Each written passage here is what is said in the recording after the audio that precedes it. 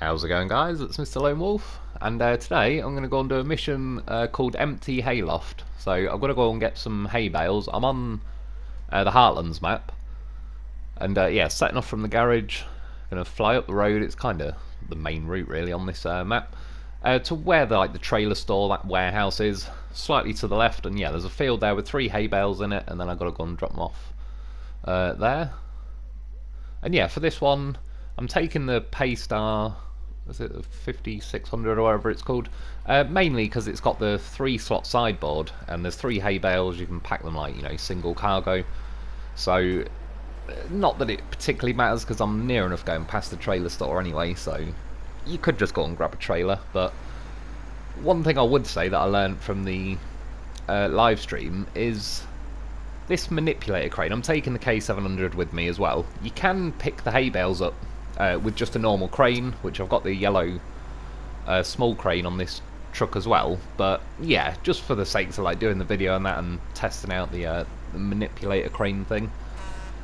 But when you load them onto trailers, it's a little bit iffy, and for whatever reason they've made the hay bales round, so once you drop them off they can easily roll off the side of, if you get a trailer that's, say, the step deck trailer or the ramped flatbed, they can roll off quite easily. So even whether you take a sideboard or a trailer, you preferably want to get something that's like a sideboard version of it, just so once you've dropped the hay bale in the actual sideboard, then it ain't just going to roll out the other side.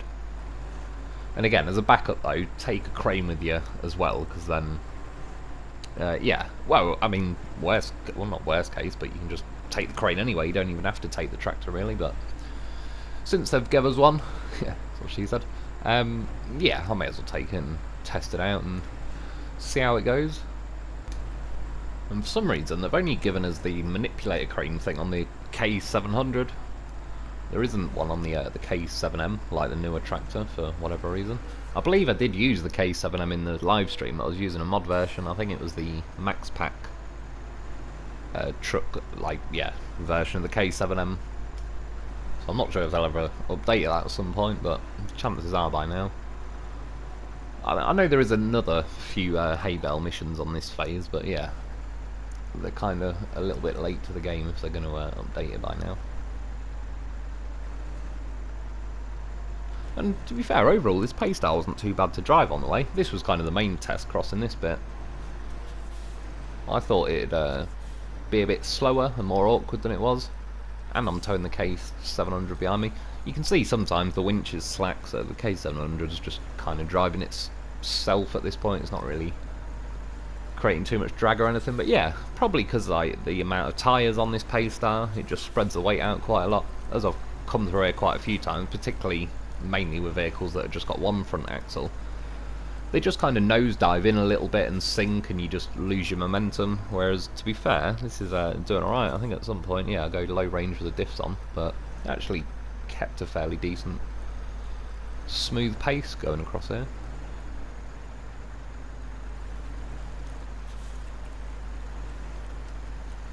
But I think, if I remember correctly, actually, it's starting getting bogged down about now a little bit. I'm not sure. I think there might be roots or something under the ground there. You can't really see it under the white spray of the water. But what vehicles? I took something across here the other week and it got stuck just more than mud. I had to winch to that telegraph pole, but whatever I was hooked on, I was hooked on something. It wasn't just boggy mud where it just stops you, yeah, because it's boggy mud. I explained that very well. There's that stupid trailer that decided it doesn't want to be a trailer anymore. Although I did kind of ram it around for a little bit. Again, that's definitely what she said. I think I have kind of knocked it back to its wheels now, where the game realises it's back on its wheels as well, so it might actually work. Bit of a fat turning circle on this Paystar. As well, that's another thing. This Paystar definitely nails the fuel, really. I had kind of, as near as makes no difference, a full tank when I left the garage. Probably had a few litres gone just while I was pulling it out of the garage and everything. But yeah, I was already nearly half fuel by the time I got to here. And we're only just under 5 minutes, so it burns through it pretty quick. I've got a goddamn horse with me though, just to be safe.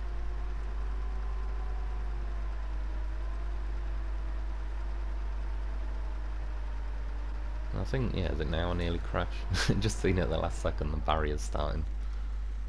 It was a good job that K-700 nearly whacked me and helped tip me over.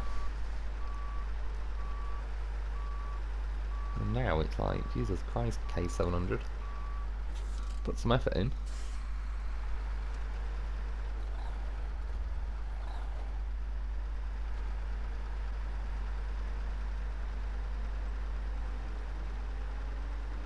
Can't really go much faster than this, better off in high gear, but when you're towing the stuff in this game it kind of gives you an extra slow speed limit, just won't let you go any faster.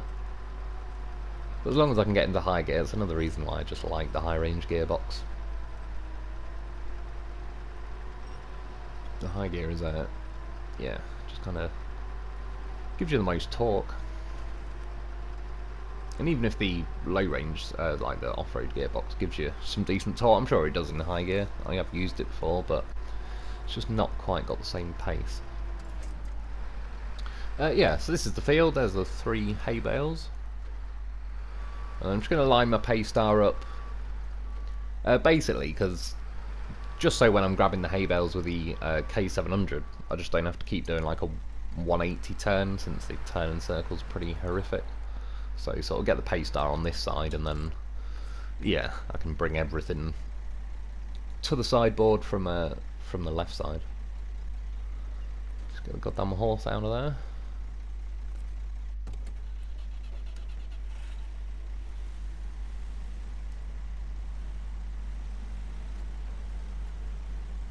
See, jumps out of there pretty easy. I'll be willing to bet I could get him back in there if I really wanted to. I'm stubborn enough. And then yeah, get your tractor. My old driving instructor used to talk like that. Like he was from Somerset or something. Well, my second driving instructor. The first one, I think I might have said it before, my first driving instructor taught my stepdad to drive, and yeah, by the time I had him, I don't know, he needed to hang his L plates up. He was too nervous. Too panicky about everything. And then he used to say, like, you'd have 30-mile-an-hour speed limits over here, and if you see a national speed limit over here, it means you can go 60, but it would be like, well, that's just a limit. And you can go slower, and it'd make me go like 20 miles an hour. And I've got traffic behind me that they're all beeping and trying to overtake me on dodgy corners and all sorts. Which I kind of don't blame them, because I'm going stupidly slow. But I didn't really want to say to him, yeah, get fucked. So I'm kind of hoping he's going to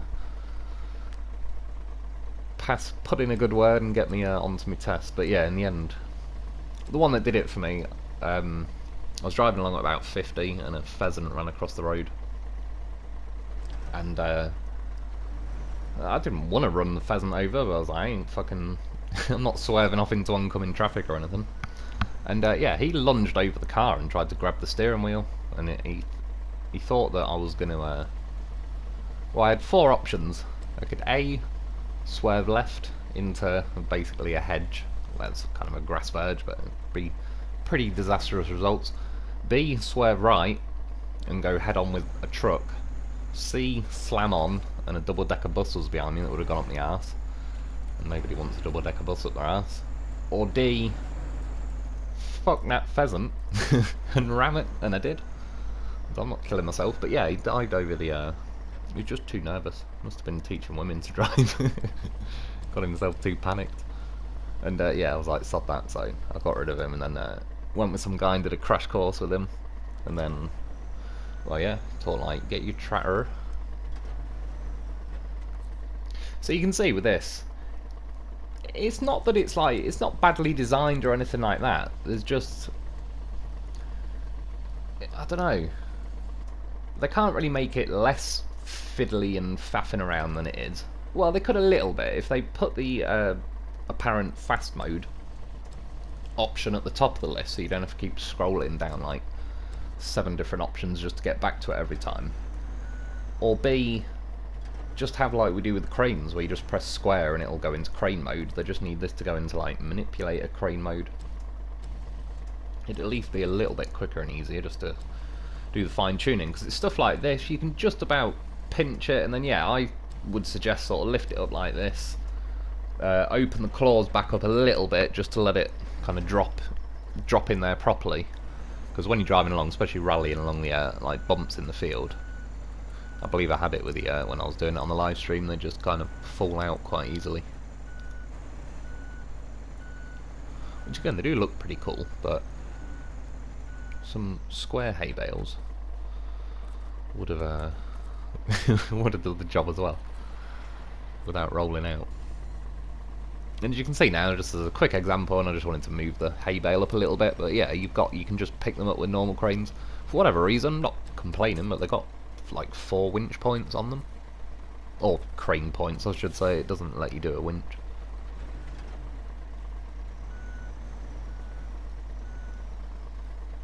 And yeah, I keep getting the controls backwards. I don't know if I'd be better off rotating the camera to the other side, because every time I keep pressing everything the opposite, like there.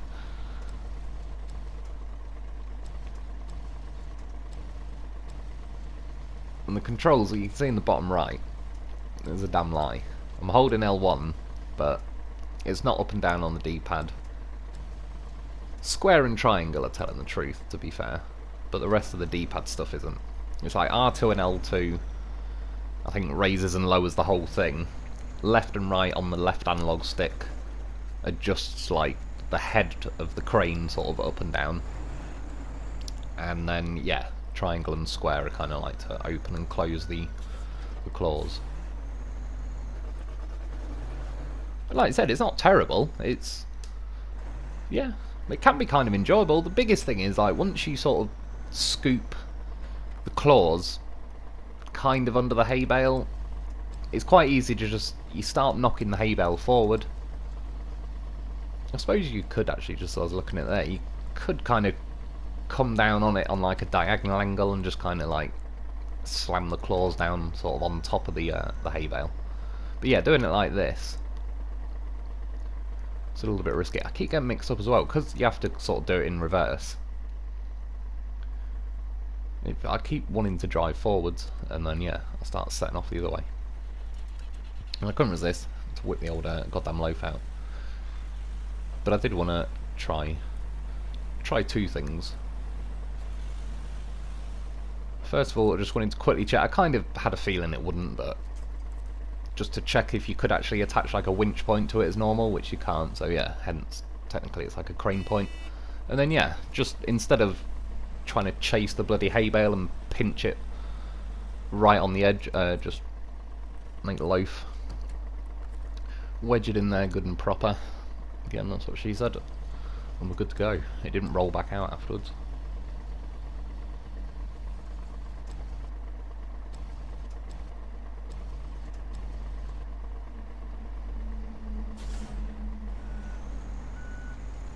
I'm not sure if it's just me, I kind of feel like the same claw setup thing on MudRunner. The claws were a little bit bigger, they went sort of a bit wider on the jaws, whereas, I'm not even going to say it.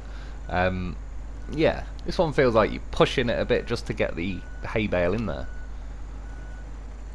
It's about at its limit.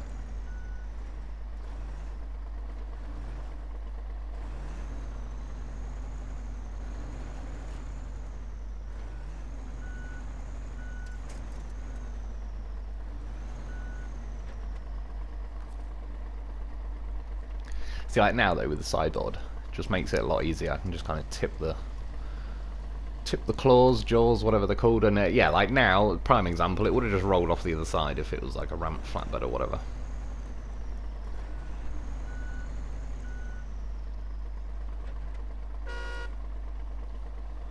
Celebratory horn. Get them packed, restore the crane. And we're good to go. I'm going to go down the road really. It's quite a nice view, just sitting on this field. That might be a thumbnail there, possibly.